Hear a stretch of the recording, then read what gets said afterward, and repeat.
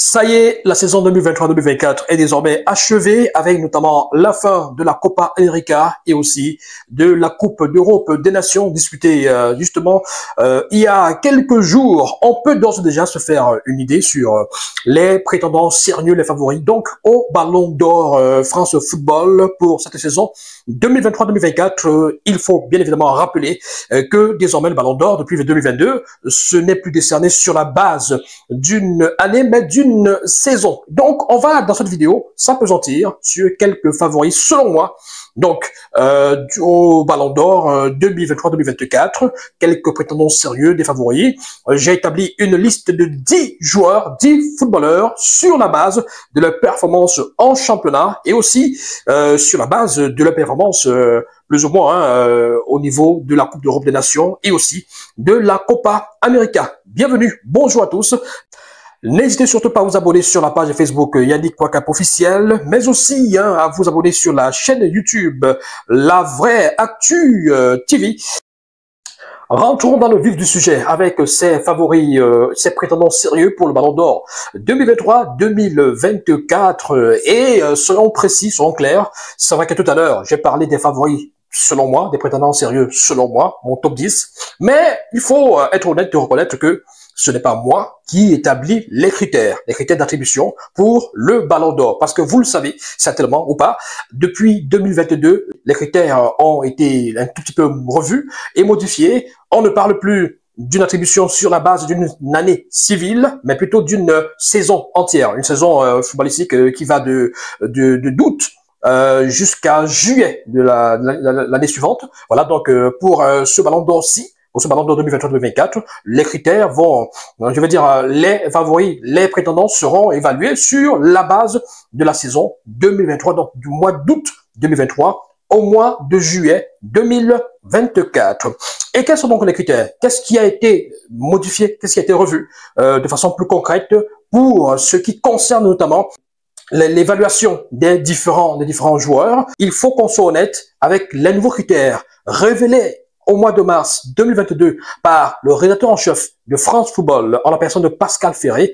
On est plus précis désormais quant à l'attribution, quant à l'évaluation déjà des prétendants pour le Ballon d'Or. Alors, les trois critères sont désormais les suivants. Disons attentivement et écoutons attentivement. Les trois critères sont désormais les suivants. 1. Les performances individuelles et le caractère décisif et impressionnant des prétendants. Voilà. Donc, le caractère décisif et impressionnant des prétendants. Ça, voilà, les performances individuelles, le caractère décisif et impressionnant des prétendants. C'est-à-dire qu'il va falloir forcément faire référence à toutes ces performances-là engrangées au courant de la saison. Deuxième critère, les performances collectives et le palmarès accumulé au cours de la saison. C'est le deuxième critère. C'est-à-dire ça arrive en second plan. Troisième critère, la classe du joueur et son sens du fair play. La classe du joueur et son sens du fair play. Il est important de signaler que même après avoir remporté la Coupe d'Europe, même après avoir remporté la Copa América, il faut être honnête et reconnaître que ça n'efface pas les performances des uns et des autres accumulées, engrangées au courant de la saison en championnat, en club. Donc, en conclusion, des joueurs même n'ayant pas participé à la Coupe d'Europe ou à la Copa América, mais qui ont quand même brillé au courant de la saison en championnat, en Ligue des Champions, peuvent tout aussi prétendre au Ballon d'Or, ou du moins être des favoris, des prétendants sérieux au Ballon d'Or. On va donc essayer de décortiquer cette liste, on va essayer de regarder ces différents prétendants, ce top 10 que j'ai établi sur la base des performances individuelles et de caractère décisif des joueurs au courant de toute la saison, sur la base également des palmarès collectifs accumulés par ces joueurs pendant la saison, et également sur la base de leur classe, du sens de fair play, et bien d'autres également. Le numéro 10 que j'ai choisi pour ce top 10 des prétendants sérieux, des favoris au Ballon d'Or France Football 2023-2024, c'est Erling Haaland, le Norvégien Erling Haaland, l'avant-centre de Manchester City et de la Norvège qui n'a pas pu être qualifié pour la Coupe d'Europe des Nations qui s'est disputée du côté de l'Allemagne. Il faut dire que hormis l'absence de la Norvège du côté de l'Allemagne pour la Coupe d'Europe des Nations 2024, sa baisse de régime en club, notamment en championnat et aussi en Ligue des Champions, risque aussi quand même de beaucoup jouer en sa défaveur. Erling Haaland, qui était quand même sur le podium de la dernière édition du Ballon d'Or, risque avoir des difficultés pour se maintenir dans le top 10 de ce Ballon d'Or 2024, bien évidemment. Il a eu des difficultés pour marquer aussi, pour s'illustrer dans des grands matchs, dans des grands rendez-vous en Ligue des Champions. On se rappelle la double confrontation face au Real de Madrid où il avait pratiquement été transparent ou inexistant face au défenseur allemand Antonio Rüdiger. Mais néanmoins, il faut dire que Erling Haaland, sur la saison qui s'est écoulée en club avec Manchester City, quand même, c'est 27 buts et 5 passes décisives en championnat. Meilleur buteur et de première ligue d'ailleurs, voilà, pour une deuxième année consécutive. Ça joue également, ça compte.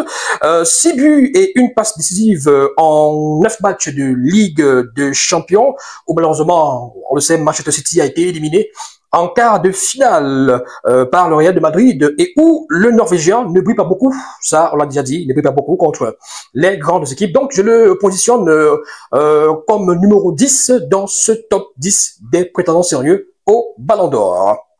En neuvième position, je mettrai Jamal Musiala, milieu de terrain très virevoltant de la Mannschaft et aussi du Bayern de Munich, âgé de seulement 21 ans, très percutant et très précieux dans l'entrejeu pour le Bayern de Munich et aussi pour l'équipe d'Allemagne.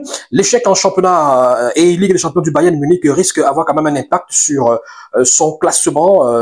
Mais il faut rappeler que Musiala, c'est 10 buts et 6 passes décisives en Bundesliga en seulement 24 matchs disputés pour la jeune pépite allemande, et 2 buts et 2 passes décisives en Ligue des Champions cette saison qui vient de s'achever. Même si l'Allemagne s'arrête en quart de finale, éliminée par l'Espagne dans le cadre de l'Euro, il faut rappeler que Musiala, c'est quand même le co-meilleur buteur de cette édition de la Coupe d'Europe des Nations, avec 3 buts en 5 matchs disputés. C'est important de le rappeler. Peut-être le meilleur Allemand à cet Euro, selon moi. En tout cas, ça n'engage que moi. Écoutez, moi personnellement, je le préfère à Florian Wirtz du Bayer Leverkusen, qui aurait mérité lui aussi faire partie de ce top 10 des prétendants sérieux au Ballon d'Or. Mais sauf que je trouve que Musiala a été beaucoup plus, on va dire, beaucoup plus décisif, beaucoup plus important pour le Bayern de Munich et aussi pour l'Allemagne. Voilà, parce qu'il a aussi brillé avec la Mannschaft, même si au-delà de ses 3 buts marqués, la Mannschaft ne s'est pas qualifiée pour la demi-finale, n'a pas pu s'imposer face à l'Espagne. Numéro 8, vous le découvrez, Phil Foden, 27 buts, 12 passes décisives, toutes compétitions confondues avec Manchester City cette saison. Voilà, il a abordé l'Euro avec un statut, il faut le préciser, de favori très sérieux, de prétendant sérieux au Ballon d'Or. Malheureusement, son Euro sera une véritable catastrophe, il faut le dire. Sur le plan personnel, 0 but et 0 passe décisive pour Phil Foden à cette compétition, à cet Euro 2024. Il aurait été peu inspiré, c'est le cas de le dire, dans cette sélection des Tri-Lions, dans cette compétition.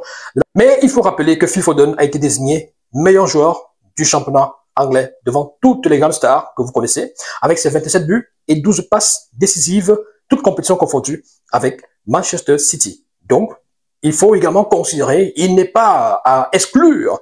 7e de mon top 10, Kylian Mbappé. 3e au Ballon d'Or en 2023, beaucoup d'observateurs le mettent déjà hors jeu à cause d'un Euro très difficile avec l'équipe de France. Un Euro où, sur le plan individuel, le nouveau numéro 9 du Real Madrid, qui a été présenté il y a quelques heures d'ailleurs, en public de Santiago Bernabéu, n'aura pas beaucoup brillé dans le jeu, dans la finition surtout, avec un seul but, en plus sur penalty, 2 passes décisives, c'est pas mal, 24 tirs tentés dans cet Euro avec 9 tirs cadrés, voilà, mais seulement un but au rendez-vous sur penalty, comme je l'ai tantôt dit. Il est malheureusement dans cet Euro le symbole de l'inefficacité de l'attaque française. 4 buts seulement marqués en 6 matchs, bien évidemment. Mais cet échec à l'Euro ne devrait pas nécessairement balayer d'un revers de la main la saison époustouflante de Kylian Mbappé en club. 44 buts marqués en 48 matchs disputés, toutes compétitions confondues avec le Paris Saint-Germain, dont un doublé face au FC Barcelone en quart de finale de la Ligue des Champions. Malheureusement, le PSG sort en demi-finale battu par le Borussia Dortmund. Mbappé reste néanmoins co-meilleur buteur de Ligue des Champions avec Harry Kane, 8 buts chacun, 27 buts et 7 passes décisives en 29 matchs disputés en Ligue 1 avec le Paris Saint-Germain, 8 buts et 3 passes décisives. Voilà, en 12 matchs de Ligue des Champions, même si le Paris Saint-Germain, comme je l'ai tantôt dit, a été éliminé en demi-finale par le Borussia Dortmund, malheureux finaliste également. Il faut également préciser que Mbappé est champion de France et vainqueur de la Coupe de France, meilleur joueur du championnat français. Il mérite le top 10, voire mieux, si on estime que, bien évidemment, le Ballon d'Or récompense une saison et ne balaie pas ce que vous avez fait en championnat ou alors avec votre club, même si vous n'avez pas eu une prestation honorable en Coupe d'Europe ou en Copa América, bien évidemment. Le sixième de mon top 10, et ça ne fera pas plaisir à beaucoup de personnes, ou alors à certaines personnes, de le voir juste devant Kylian Mbappé. Il s'agit de Lamine Yamal, l'ailier droit du FC Barcelone et aussi de la Roja qui a brillé, oui, pendant cet Euro qui vient de s'achever. À seulement 17 ans, Lamine Yamal a éclaboussé l'Euro 2024 de par son talent et son génie avec des records de précocité qui ne passent pas inaperçus. Tenez, plus jeune joueur et plus jeune buteur de l'histoire du tournoi, plus jeune vainqueur d'une compétition majeure devant le roi Pelé, c'est pas rien. Meilleur passeur de l'Euro avec 4 passes décisives plus un but marqué justement contre la France qui plus est. C'était en demi-finale, bien évidemment. Alors ce petit génie, hein, Lamine Yamal, mérite lui aussi le top 10 du Ballon d'Or, même si sa saison avec le FC Barcelone aura été moins flamboyante que sa prestation, sa participation à l'Euro. Le Barça qui a été moins éblouissant en Ligue des Champions, en championnat. En championnat, le Barça a laissé filer le Real Madrid, justement, qui s'est imposé comme champion d'Espagne pour cette saison encore. En Ligue des Champions, le Barça a été éliminé par le Paris Saint-Germain en quart de finale. Mais sur le plan personnel, Lamine Yamal de toute compétition confondue avec le Barça, en 50 matchs, c'est 7 buts et 10 passes décisives pour un jeune garçon qui, à cette époque, n'avait encore que 16 ans et quelques mois. J'ai envie de dire que ce n'est pas insignifiant. Et puis, il faut le dire, cet Euro gagné avec l'équipe d'Espagne, au cours duquel il va être sacré meilleur jeune joueur et puis terminé également meilleur passeur. Écoutez, ça lui permet de rêver d'un top 10 au Ballon d'Or, voire plus. Il peut même remporter le trophée Copa, récompensant le meilleur jeune joueur de moins de 21 ans. Donc, en définitive, je mettrai Lamine Yamal comme numéro 6 dans ce top 10 des prétendants sérieux au Ballon d'Or, car sur le plan collectif et aussi individuel, au courant de la saison, il aura brillé. Numéro 5, on met le cap sur l'Amérique du Sud, car il s'agit, ni plus ni moins, de Lautaro Martinez.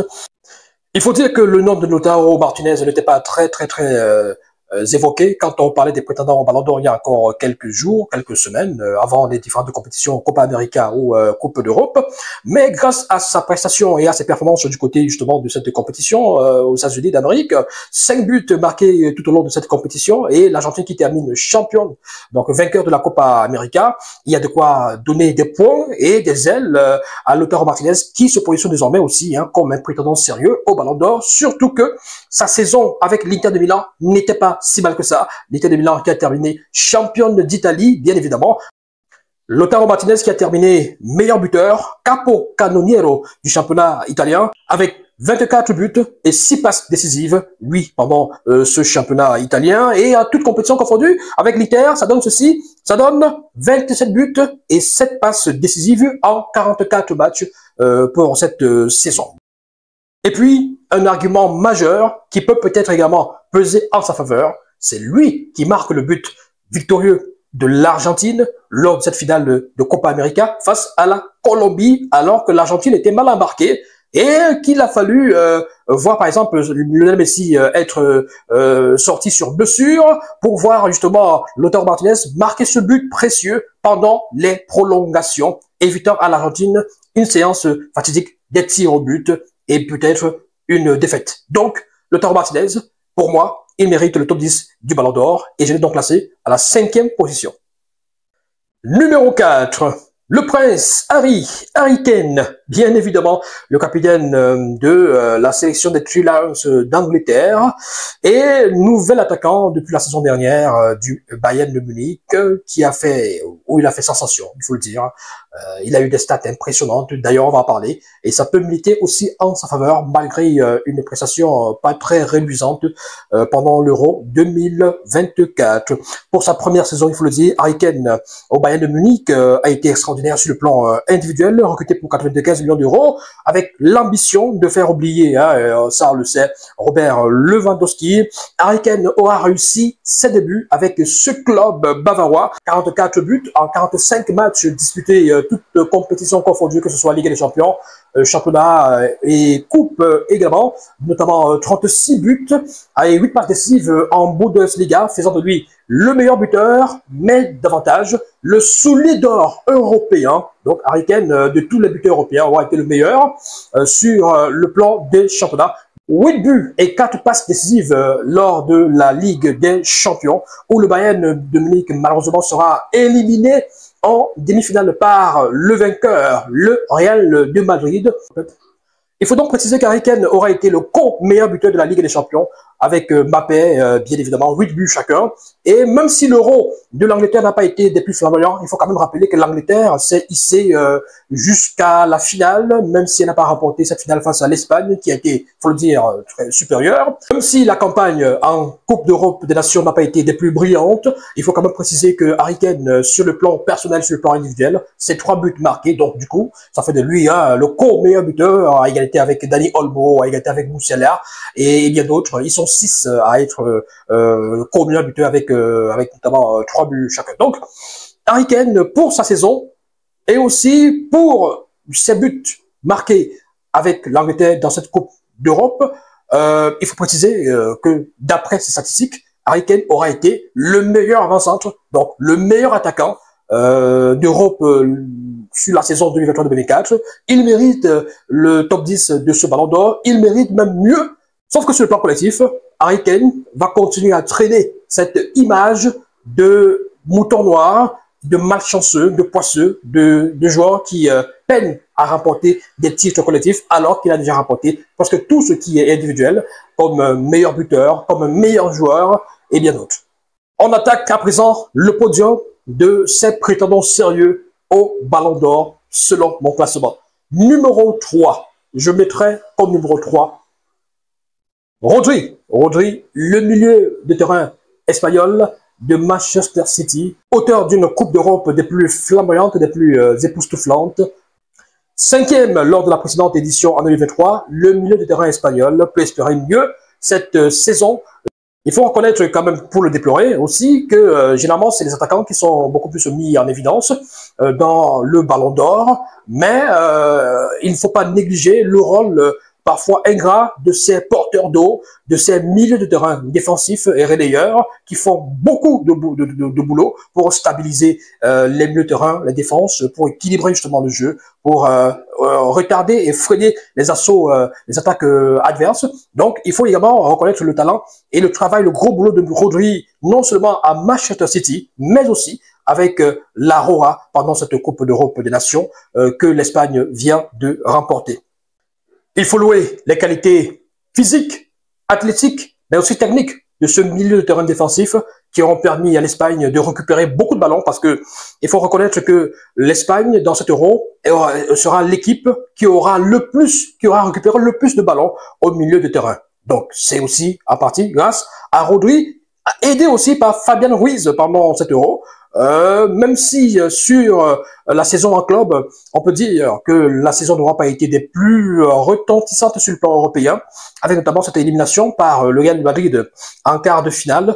C'est peut-être la petite zone d'ombre qui plane sur la saison de Rodri, mais il faut préciser aussi que en club avec Manchester City sur toute la saison justement. Rodri aura été précieux et impressionnant avec notamment 9 buts et 14 passes décisives, toutes compétitions confondues, avec Manchester City. Donc, pour un milieu défensif, c'est vraiment impressionnant, c'est extraordinaire. Il mérite le top 3 de ce Ballon d'Or, il mérite le podium de ce Ballon d'Or, et même plus. Beaucoup de personnes donnent Rodri comme Ballon d'Or, il le mérite aussi, hein. Mais selon moi, je pense que sur la saison entière, il y a peut-être voilà, des joueurs qui, en termes de statistiques et de performance, ont peut-être aussi mérité d'être désignés Ballon d'Or. Rodri termine la saison 2023-2024 comme meilleur joueur de la Coupe d'Europe des Nations, et c'est une performance à saluer. Et je répète, il mérite non seulement le top 3, il mérite même mieux.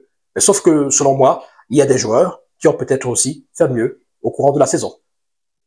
Numéro 2 de ce classement des potentiels Ballons d'Or, des prétendants sérieux au Ballon d'Or, Jude Bellingham. Pour moi, il mérite la deuxième place de ce top 10. Jude Bellingham, lauréat du trophée Copa la saison dernière, récompensant le meilleur joueur de moins de 21 ans. Voilà, Jude Bellingham impressionne depuis son arrivée au Real de Madrid, en Liga, donc en championnat. Jude Bellingham s'est très souvent illustré comme ce buteur décisif et providentiel du Real de Madrid, même si en Ligue des Champions, ce rôle aura été beaucoup plus celui de Vinicius Junior. Alors, en chiffres, qu'est-ce que ça donne avec Bellingham cette saison, avec le Real de Madrid, bien évidemment, et même plus? 23 buts et 13 passes décisives, avec notamment un doublé face au FC Barcelone lors du Classico, 2 buts à 1 à l'aller et son but décisif dans le temps additionnel au retour sur le score de 3 buts à 2. En Ligue des Champions, Bellingham, c'est 4 buts et 5 passes décisives, ce qui aura largement contribué au succès du Real Madrid qui s'est hissé en finale et qui a remporté la Ligue des Champions face au Borussia Dortmund, l'ancien club de Jude Bellingham notamment. Mais dans la course au Ballon d'Or, il faut quand même préciser que Jude Bellingham, dans cet Euro qui vient de s'achever, n'aura pas été très flamboyant, n'aura pas beaucoup pesé et n'aura pas véritablement eu l'occasion de se démarquer, n'aura pas pu se démarquer véritablement de ses autres concurrents que nous avons cités, voilà, des concurrents qui étaient annoncés avant ces différentes compétitions, avant l'Euro, avant la Copa América.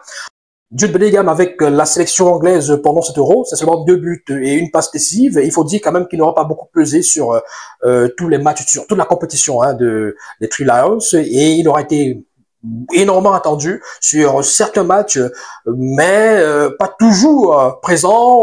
Oui, on peut citer ce magnifique retourné acrobatique face à la Slovaquie en huitième de finale, à la 95e minute, qui redonne vie à l'Angleterre, qui était menée jusque-là 1 but à 0 et qui permet justement à l'Angleterre d'arracher les prolongations pour finalement s'imposer 2 buts à 1.